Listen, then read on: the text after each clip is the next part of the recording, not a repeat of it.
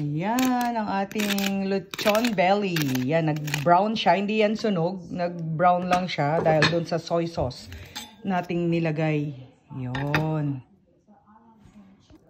Ooh, yummy. Ooh, look at that. Ooh, ang sarap. Tsaka malutong. Ayan, malutong pakurot. Ayan, yung ating pork belly lechon. Ooh.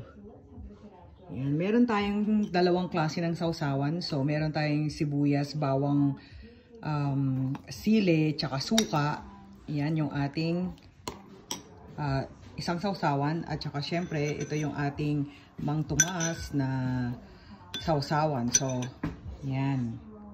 Ang ating sausawan. Tikman na natin. Try natin yung balat. Kasi ito yung masarap sa lechon. Balat.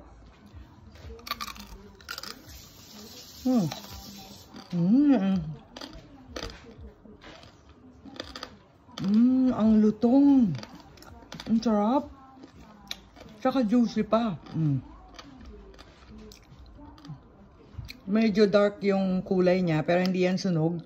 Ano lang siya, kasi nilagyan ko ng soy sauce. Tsaka juicy.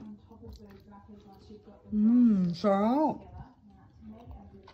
Ang sarap. So, ayan. Mamaya, sausaw natin sa suka, o kaya Mang Tomas. So, yan na.